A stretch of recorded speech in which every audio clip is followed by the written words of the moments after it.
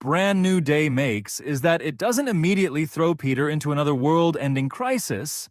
Instead, the movie asks a much simpler question. What happens when a superhero has no one left to come home to? That's where Brand New Day separates itself from almost every recent Marvel film.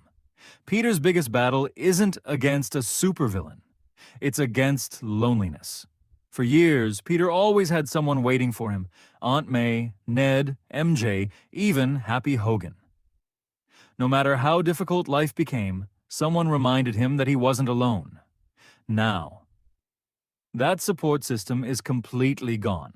He wakes up alone, eats alone, returns home alone, even after saving lives all day. There's no one to celebrate with, no one asking if he's okay, no one who even knows his name. That emotional isolation slowly becomes heavier as the story moves forward, and honestly, it's heartbreaking to watch. Watching MJ move on.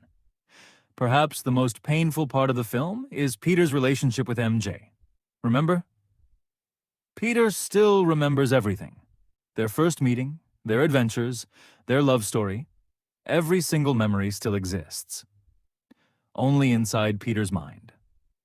MJ, however, remembers absolutely nothing. She has continued living her life. She's attending college, building a future, making new memories, and eventually, she begins dating someone else. Now imagine watching the person you love smile, laugh, and build a life, knowing you'll never be part of it again. The film doesn't rely on melodrama. Instead, it presents these moments quietly. Peter never interrupts her life. He doesn't demand that she remember him. He simply watches from a distance. Those scenes carry far more emotional weight than any action sequence in the movie. Tom Holland's best performance. Yet we've seen Tom Holland play the energetic teenager. We've seen him play the excited Avenger. We've seen him deliver emotional scenes before. But Brand New Day asks something completely different from him. This version of Peter is emotionally exhausted. He's quieter, more mature, less optimistic. And Holland absolutely delivers. There are several scenes where Peter says very little, yet his facial expressions communicate everything. The sadness, the regret, the loneliness, the hope that refuses to disappear. This might genuinely be Tom Holland's strongest performance as Spider-Man. Not because he cries more, but because he allows Peter's pain to exist naturally. While Peter is struggling emotionally. Something unusual is happening physically. His spider abilities are evolving. Without revealing major spoilers, the movie introduces changes that completely reshape how Peter understands his powers. His senses become even sharper. His instincts become more aggressive. His reactions become faster.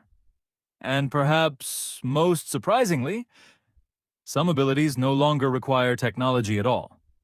These changes aren't treated like simple upgrades. Instead, they're presented almost like a medical condition. Peter doesn't understand what's happening. Neither does the audience. For the first time since being bitten by the radioactive spider, Peter feels like he's losing control over his own body. That creates a fascinating internal conflict. The spider versus the man. One line in the movie perfectly summarizes Peter's struggle. A character tells him that the spider is beginning to overpower the man. That single sentence becomes one of the movie's biggest themes. Spider-Man has always balanced two identities, the superhero and the human being. Brand New Day asks, what happens if those two sides stop working together? Peter begins questioning whether these new powers are making him stronger, or slowly changing who he really is. It's an idea long-time comic readers will immediately appreciate. And it gives the story something deeper than a traditional superhero conflict. Instead of asking, can Spider-Man defeat the villain? The movie asks, can Peter Parker still remain Peter Parker? That's a much more interesting question. Bruce Banner returns. As Peter searches for answers, he eventually turns to someone who understands transformation better than almost anyone else, Bruce Banner. Without revealing too much, Banner doesn't simply arrive to punch villains.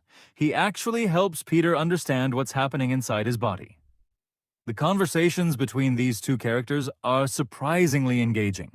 Bruce has spent years trying to balance the monster within himself. Peter is only beginning that journey. Their experiences mirror each other in unexpected ways. It feels less like a superhero crossover, and more like two people sharing the burden of living with extraordinary abilities. Those scenes are among the strongest pieces of writing in the film. Then comes the action. Of course, this is still a Spider-Man movie, and once the action begins, it rarely slows down. Director Destin Daniel Cretton once again proves why he has become one of Marvel's strongest action directors. Every fight feels different. Every location brings new challenges, instead of relying purely on computer-generated chaos. The choreography focuses on movement, momentum, speed, and Spider-Man's incredible agility. The camera follows Peter through buildings, across rooftops, down crowded streets, making every sequence feel dynamic. Most importantly, Spider-Man actually fights like Spider-Man. He dodges, improvises, uses his environment, makes jokes during combat, and constantly thinks several moves ahead. That's something fans have wanted for a long time. Practical effects make a huge difference.